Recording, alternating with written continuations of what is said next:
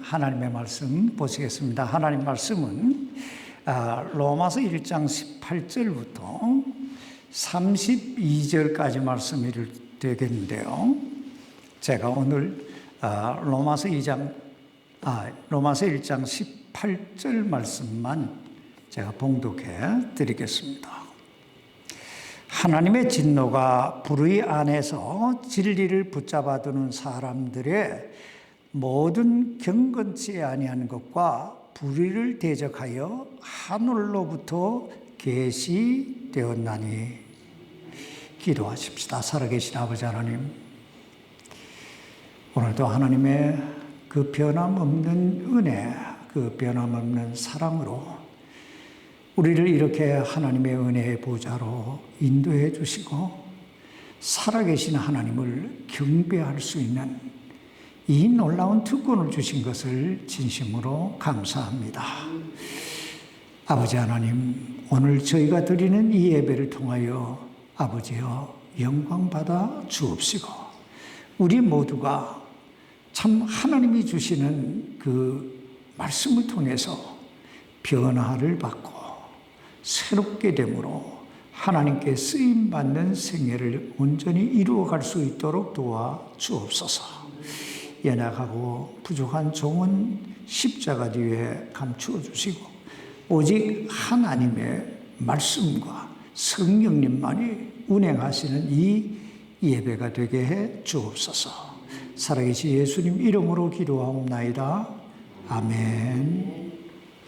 착석해 주시기 바랍니다. 우리들이 지금 공부하고 있는 이 로마서는 네 단계로 나누어져 있는 대단히 논리적인 하나님의 복음의 책입니다.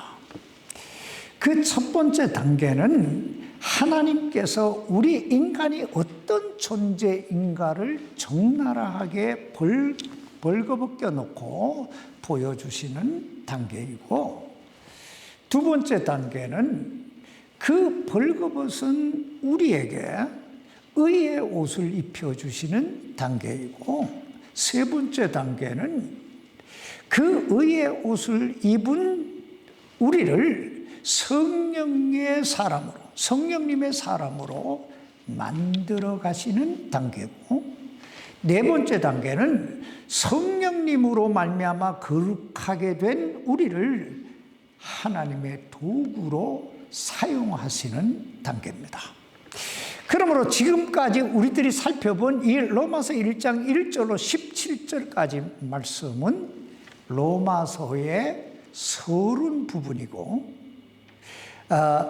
이제 오늘 이 로마서 1장 18절부터 이 로마서의 본론이라고 볼 수 있습니다. 그런데 그 본론의 첫 번째 말씀이 대단히 충격적입니다. 여기 18절 말씀을 여러분 다시 보시기 바랍니다. 하나님의 진노가 불의 안에서 진리를 붙잡아 두는 사람들의 모든 경건치 아니한 것과 불의를 대적하여 하늘로부터 계시되었나니. 여기에 보면 제일 먼저 나오는 단어가 뭐예요? 하나님의 진노라고 하는 단어입니다. 여러분, 하나님의 진노라고 하는 이 말씀의 의미가 뭘까요? 하나님의 진노라고 하는 말은요, 피할 수 없는 날카로운 칼날이 그 사람의 머리 위에 머리를 겨냥하고 있다, 이런 뜻이에요. 여러분, 얼마나 무서운 말씀이에요. 그렇다면 사도 바울은 왜 이 로마서 서두에서 믿는 모든 자들에게 베푸시는 하나님의 은혜의 복음에 대해 이야기하다가 갑자기 본론에 들어서면서 하나님의 진노에 대해 이야기하고 있을까요? 그 이유는 사람이 자기 자신이 어떤 존재인가, 어떤 처지, 어떤 상황에 놓여 있는 존재인가를 정확하게 알아야 비로소 하나님의 은혜의 복음을 받아들일 수 있기 때문입니다. 예를 들면 여러분, 우리가 몸의 이상 증세를 느껴서 병원에 갔을 때 제일 들어가기 싫은 방이 어떤 방일까요? 제일 들어가기 두려운 방, 엑스레이실일 거예요, 아마.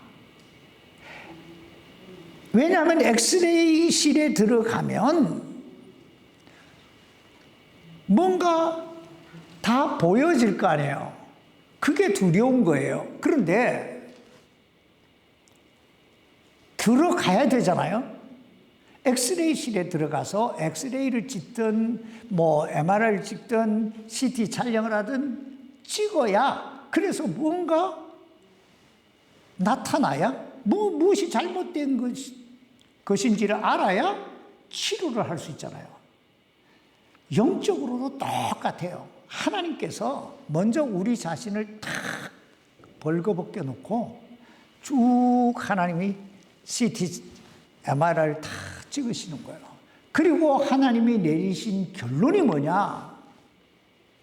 뭐예요? 너는 하나님의 진노 아래 있느니라 하는 거예요. 그렇다면 왜 우리 인간은 이런 무서운 하나님의 진노 아래 놓이게 됐을까요? 사도 바울은 오늘 본문 28절에서 두 가지로 요약해서 말씀하고 있는데, 첫째는 경건치 않기 때문이고, 뭐 하지 않기 때문에요? 경건하지 않기 때문이고, 둘째는 불의하기 때문이라 이렇게 말씀하고 있습니다. 그렇다면 여러분, 경건치 않다는 말의 의미와 그리고 불의하다는 말의 의미가, 뜻이 무엇일까요? 오늘부터 이제 2주간에 걸쳐서 한 가지씩 경건치 아니한 것과 불의한 것에 대해서 2주간에 걸쳐서 우리들이 살펴볼 텐데요. 먼저 경건치 않다는 것이 무엇인가부터 살펴보십시다. 여기서 경건치 않다라고 하는 말은 하나님과의 관계를 의미합니다. 다시 말하면 하나님을 영화롭게 하고 하나님을 섬기고 하나님께 영광을 돌려야 할 사람이 하나님을 영화롭게도 하지 아니하고 하나님을 섬기지도 아니하고 하나님께 영광을 돌리지도 아니하는 것, 이것이 바로 경건치 않은 삶이라는 것입니다. 여러분, 우리 인간을 창조하신 분이 누구예요? 그렇다면 왜 하나님께서 우리 인간을 하나님의 형상대로 창조하셨을까요? 왜 하나님께서 하나님의 형상대로 우리를 창조하셨을까요?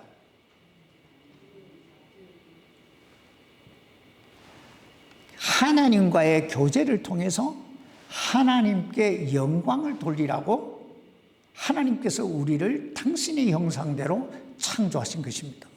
그런데 그 인간이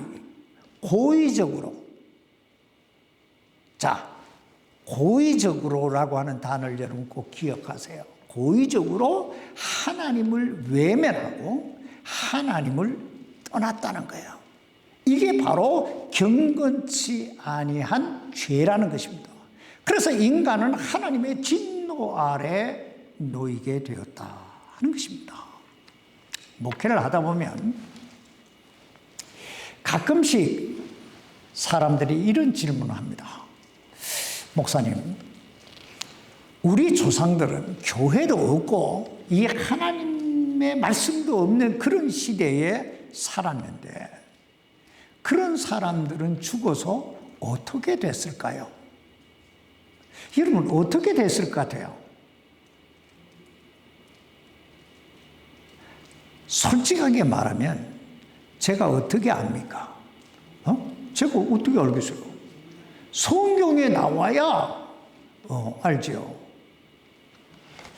그런데 한 가지 분명한 건 그 사람이 하나님을 알고 하나님을 믿었다면 그 사람은 천국 갔을 것이고, 그렇지 않다면 여러분이 상상해 보세요. 사람은 자기 스스로가 하나님의 존재를 알 수 있을까요? 하나님의 존재를 알 수 없을까요? 자, 사람은 자기 스스로가 하나님의 존재를 알 수 있을까 없을까? 이것을 놓고 신학자들 사이에도 엄청난 논쟁이 계속되어 왔습니다. 그 대표적인 인물이 자유주의 신학자 칼 바르트라고 하는 사람은 원래 악해서 하나님의 존재를 알 수 없다고 말하고, 복음주의 신학자 브루노는 사람이 악하기는 할지라도 하나님의 존재를 알 만한 것이 그 속에 있다고 말합니다. 여러분 생각은 어때요? 하나님을 알 만한 것이 우리 속에 있을까요? 없을까요? 자, 사실은요, 신학자들이 뭐라고 이야기하느냐, 그리고 우리 생각이 어떠하냐, 이건 그리 중요하지 않아요. 왜냐하면 가장 중요한 건 하나님께서 뭐라고 말씀하시고 계시느냐, 이것만이 진리이기 때문에 그래요. 그럼 하나님이 뭐라고 말씀하셨을까요? 여기 19절 말씀 보세요. 이는 하나님을 알 만한 것이 그들 속에 분명히 드러나 뭐예요? 있기 때문이다. 여러분, 하나님을 알 만한 것이 우리 속에 있다고요, 없다고요? 있다. 여기 19절 말씀 계속 보세요. 하나님께서 그것을 그들에게 보이셨느니라. 보여주셨대요, 하나님께서. 그럼 무엇을 통해서 우리에게 하나님을 알 만한 것을 보여주셨을까요? 여기 20절 말씀 보세요. 그분의 보이지 아니하는 것들, 그분의 영원하신 권능과 신격은 세상의 창조 이후로 분명히 보이며 만들어진 것들을 통해 깨달아 알 수 있나니 그러므로 그들이 변명할 수 없느니라. 여러분, 하나님께서 무엇을 통해서 하나님의 존재를 보여주셨다고 말씀하고 있습니까? 창조. 당신이 창조하신 이 세상 만물을 통해서 당신의 존재를 보여주셨다는 거예요. 우리는 이것을 신학적인 용어로 자연계시라고 합니다. 자연계시. 여러분, 계시라고 하는 말의 의미가 뭐예요? 열개자 보일 시자를 써서 열어서 보여주다, 이런 뜻이에요. 그러니까 비밀인데 그것을 열어서 보여줬다, 이게 계시예요. 그러므로 자연 계시라고 하는 말은 하나님께서 창조하신 이 세상 대자연을 통해서 하나님께서 인간들에게 하나님의 존재를 보여주셨다, 이게 자연 계시예요.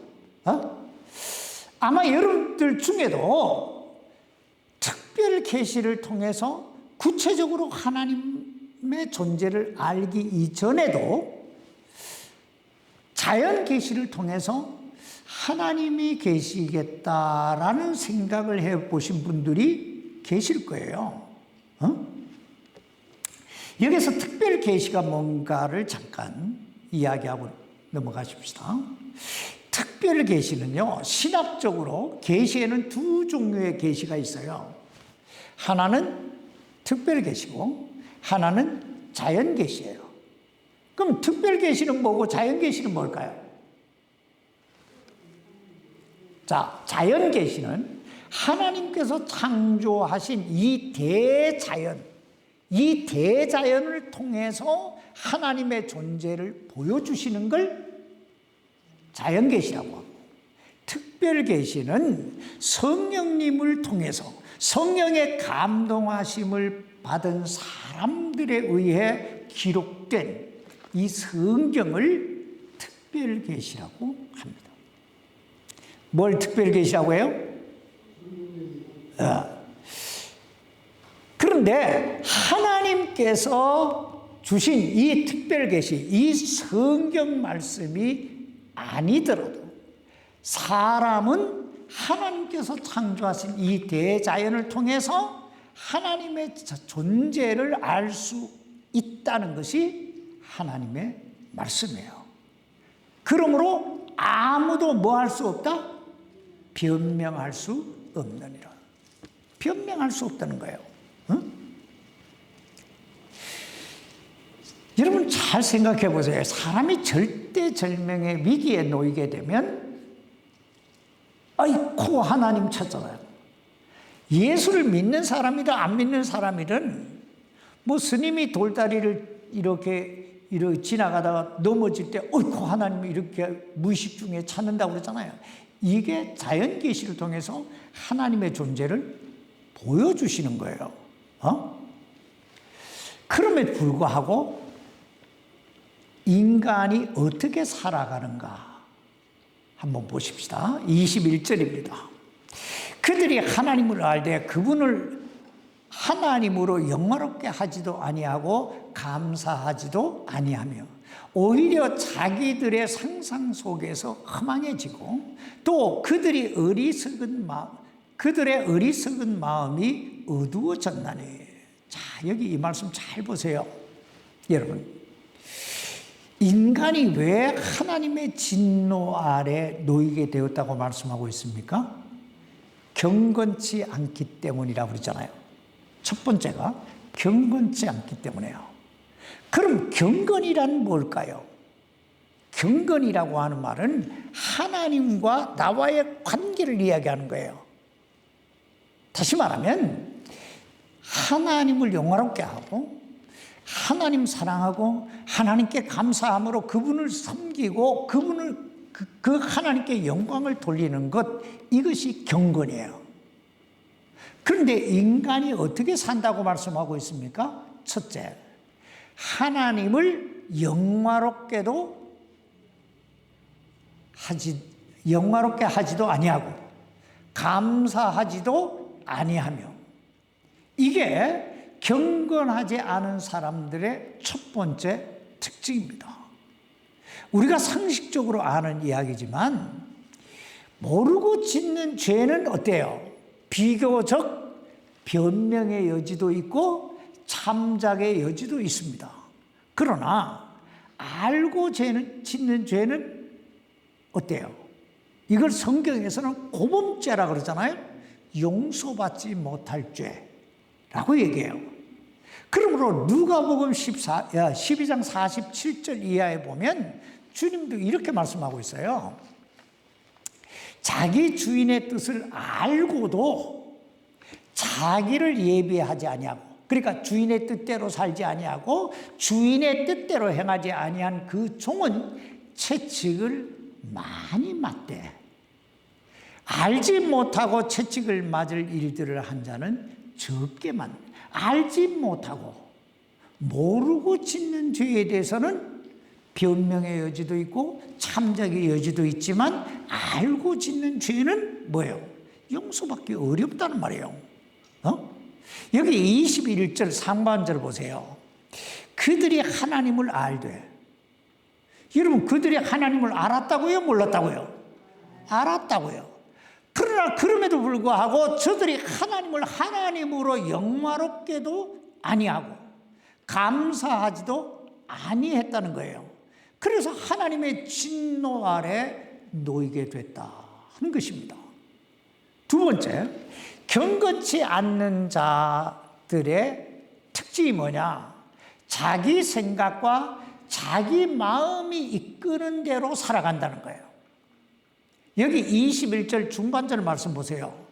오히려 자기들의 상상 속에서 허망해지고 또 그들의 어리석은 마음이 어두워졌나니. 여기에서 자기들의 상상 속에서 허망해지고 또 그들의 어리석은 마음이 어두워졌다. 이 말은 자기 생각과 자기 마음에 내키는 대로 살았다 하는 뜻이에요. 그러므로 저들에게는 나를 향하신 하나님의 뜻이 뭘까? 내가 어떻게 하면 하나님을 기쁘시게 해드릴까? 뭐 이런 생각이 전혀 없다는 거예요. 그저 자기 감정대로, 자기 마음대로, 자기 생각대로 산다는 거예요. 그럼 왜 사람들을 이렇듯 자기 생각대로, 자기 감정대로, 자기 마음대로 살까요? 여기 22절 말씀 보세요. 그들은 스스로 지혜롭다고 선언하나.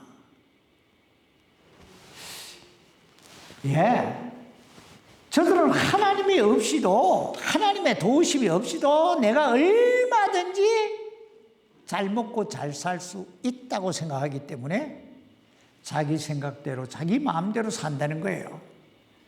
그러나 성경은 뭐라고 말씀하고 있습니까? 여기 22절 하반절을 보세요. 어리석은 자가 되어. 어리석다 이 말이에요. 자기 마음대로, 자기 뜻대로, 자기 생각대로 사는 사람들이 지혜로운 게 아니고 뭐 한 거예요? 어리석은 거다. 여러분, 세상에서 가장 어리석은 사람이 어떤 사람인 줄 아세요? 세상에서 가장 어리석은 사람은 첫 번째, 하나님이 없다고 말하는 사람이에요. 이 사람은 지옥을 따다 놓은 당상이에요. 그냥 바로 직행이야. 하나님 없다고 하니까. 두 번째는 자기 스스로를 지혜롭다고 생각하는 사람. 하나님의 도우심이 없이도 살만하다고 생각하는 사람. 이걸 제가 이야기하는 게 아니에요. 시편 14편 1절에 보면 어리석은 자는 그 마음에 이르기를 하나님이 없다 하는도다. 그러면서 뭐라고 하냐면 그들은 부패하여 가증한 일들을 행하였으니 선을 행하는 자가 하나도 없더라. 여기서 그들은 부패해서 가증한 일들을 행했다 하는 말은 자기 마음대로, 자기 생각대로 살았다 이런 뜻이에요. 그래서 저들 위에 하나님의 진노가 임했다는 거예요. 세 번째, 경건하지 않은 자의 특징은 우상을 섬긴다는 거예요. 우상을 숭배한다는 거예요. 여기 23절 말씀 보세요. 썩지 아니할 하나님의 영광을 썩을 사람이나 새나 네 발 달린 짐승이나 기어다니는 것들과 같은 형상으로 바꾸었느니라. 여러분, 지금 이 말씀이 무슨 뜻일까요? 우상 숭배에 대해 이야기하고 있는 거예요. 그럼 여러분에게 한 가지 물어보십시다. 미개한 시대에 우상 숭배가 많았을까요? 오늘날 과학 문명이 발달한 현대 시대에 우상이 많을까요?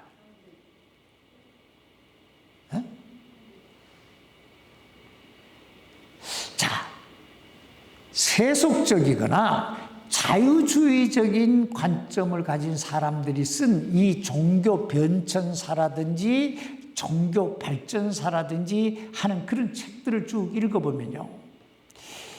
인간은 본래 자연을 숭배하거나 어떤 형상을 만들어 놓고 이 숭배했었는데 인간의 지성이 발달하면서 서서히 유일신인 하나님을 발견하기 시작했다. 이렇게 말해요.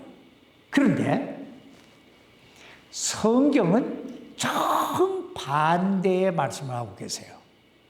여기 23절 말씀 보세요. 썩지 아니할 하나님의 영광을 첫 번째, 여러분 누구부터 나와요? 하나님부터 나와요. 하나님의 영광을 하고 시작해요. 그리고 나서 하나님으로부터 시작하잖아요. 그 다음에 뭐가 나와요? 썩을 사람이나 사람이 나오죠. 사람 하나님 섬기다가 사람 섬기다가 그 다음에는 새나 그러죠. 날짐승 섬기다가 네 발 달린 짐승이나 그러니까 동물 섬기다가 그 다음에는 기어다니는 여기에 버러지 섬기다가 마침내 뭘로 바뀌어요? 말 못하는 형상으로 바뀌어요. 여러분 지금 이 얼마나 어리석고 기막힌 이야기입니까? 지나간 세기만 해도요.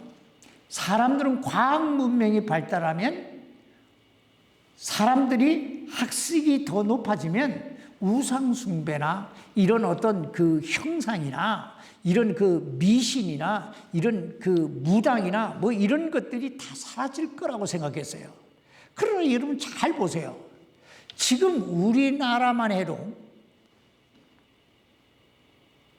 뭐 제가 구체적으로 얘기하지 않더라도 무슨 법산이 무슨 도산이 하는 사람들이 정치판에 다 끼어들잖아요. 왜 그래요? 이 정치하는 사람들이 우상을 믿는 거예요. 미신을 믿는 거예요. 무당을 믿는 거예요. 그래서 여러분들 중에도 그런 사람들이 있어요. 뭐 꿈 꾸고 나서 막 자기가 꿈을 해몽해요. 그리고 인터넷에 꿈 해몽을 찾아요. 그래갖고 막 이게 전부 다 우상이에요. 여러분 모르는 사이에 얼마나 우상 숭배에 우리가 물들어 있는지 몰라요. 그렇다면 왜 이렇게 과학 문명이 발달했는데 인간의 학식이 이렇게 높아졌는데 그럼에도 불구하고 이렇게 우상 숭배에 사람들이 빠지게 될까? 그 이유에 대해서 유명한 신학자 이 발코프라고 하는 사람이 이런 말을 했어요. 인간 원래 치료될 수 없는 종교적 존재이기 때문이다. 종교적인 존재이기 때문이다. 무슨 말입니까?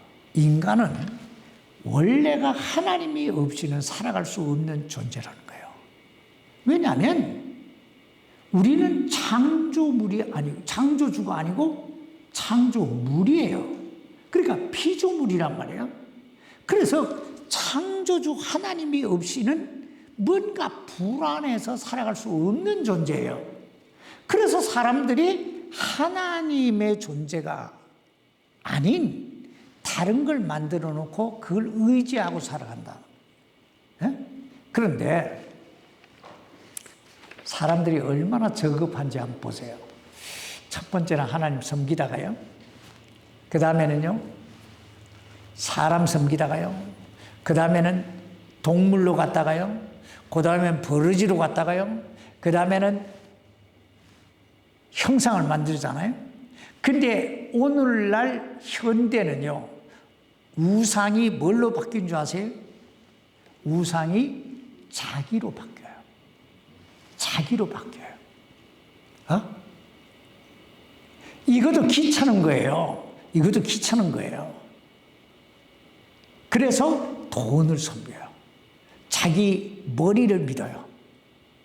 근데 이게 전부 다 하나님의 진노의 대상이라는 거예요. 마지막으로 경건치 아니한 자는요, 정욕을 위해 자기 몸을 더럽힌다는 거예요.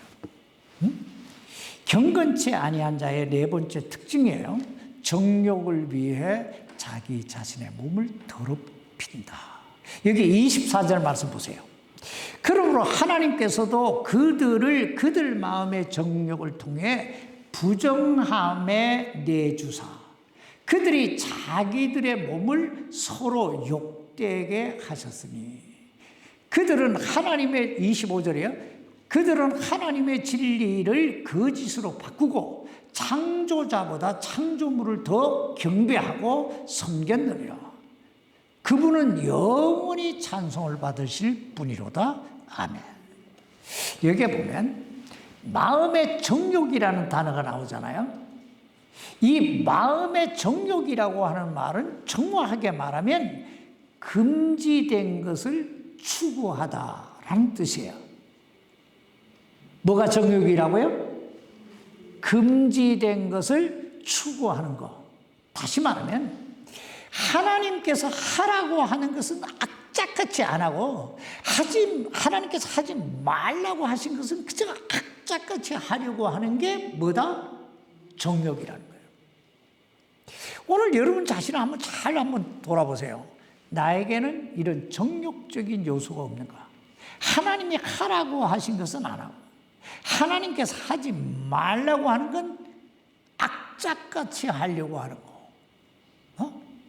그런데요, 여기 24절에 보면 정말 무서운 말씀이 나와요.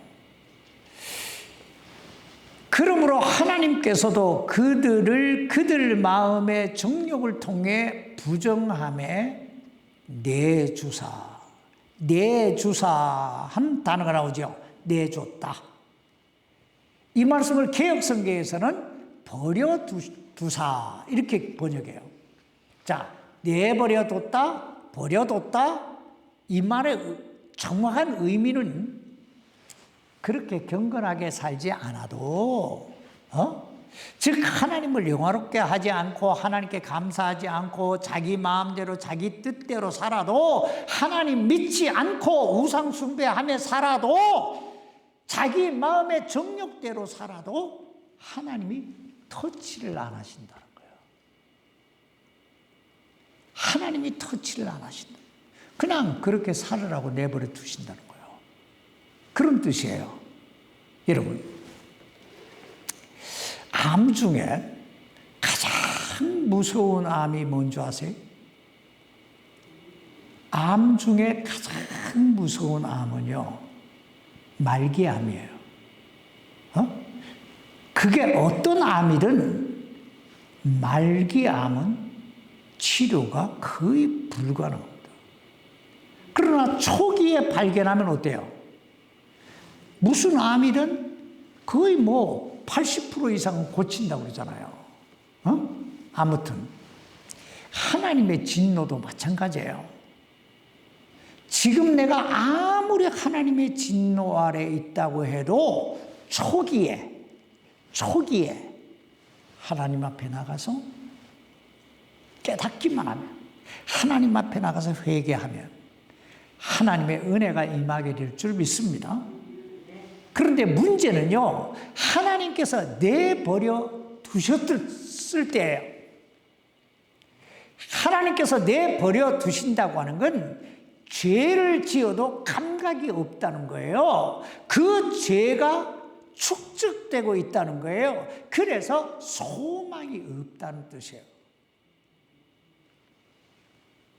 그러므로 차라리 죄를 질 때마다, 뭔가 잘못되어질 때마다 돌부리에 걸려 넘어지든지 코가 깨지든지 마음에 불안감이 와서 잠을 못 이루든지 어디 몸에 이상 증세가 생기든지, 그래서 하나님께 매달리는 게 복이에요. 내가 죄를 졌는데도 아무 일이 없어. 벌칙도 안 와. 좋은 것 같죠? 이게 하나님 날 내버려 두신 거예요. 그냥 네 맘대로 살아라. 그러다 죽어라. 이게 세상에서 가장 무서운 저주예요. 차라리 아픈 게 나아요. 차라리 뭔가 꼬여가서 하나님을 찾게 만들어 주시는 게 낫다 이 말이에요. 그래야 은혜가 임해요. 하나님을 찾아야 죄사함의 역사가 일어나고 하나님의 은혜의 그 복음이 내 안에 임하시게 되는 거예요. 그러니까 아무 일 없는 게 복이 아니에요. 그건 감각이 없는 거예요. 감각이 없는 거예요. 우리 하나님은 살아계신 하나님이신 줄 믿습니다. 아니, 오늘도 우리의 삶을 와치하고 계세요. 이 바라보고 계세요. 그러므로 행여라도 우리 안에 하나님을 영화롭게 하지 않는 죄가 있는지 행여라도 나는 내 마음, 내 뜻대로 살아가고 있지는 않은지, 내 감정대로 살아가고 있지는 않은지, 나는 하나님보다 더 무엇인가 다른 것을 믿고 의지하고 있지는 않은지, 우리 안에 정말 정욕적인 요소는 없는지 우리 자신을 다시 한번 돌아보고 주님 앞에서 새롭게 되는 그런 은혜가 우리 안에 있기를 주의 이름으로 축원합니다. 다음 주에 우리가 이제 야외 예배를 가게 되면 시리즈 설교를 안 하고, 안 가게 되면 불의에 대해서 계속 하겠습니다. 기도하십시다. 살아계신 아버지 하나님, 우리가 예수를 믿고 우리가 하나님의 은혜를 덧입어 죄사함 받고 천국 백성이 됐지만은 아직도 우리가 육신을 덧입고 살고 있기 때문에 하나님을 영화롭게 하지 아니하고 하나님께 감사하지 아니하고 내 마음대로 내 뜻대로 살 때가, 그리고 참 내 정욕을 쫓아 살아갈 때가 너무 많은 것을 고백하지 않을 수가 없습니다. 하나님 아버지, 우리가 이 로마서를 공부하면서 다시 한번 참 주님 안에서 우리 마음이 새롭게 거듭나고 우리의 생각이 새롭게 거듭남으로 우리의 생애를 통해 하나님께 영광 돌리며 가장 하나님 보시기에 아름다운 복된 그런 생애를 만들어갈 수 있도록 주여 도와 주옵소서. 살아계신 예수님 이름으로 기도하옵나이다. 아멘.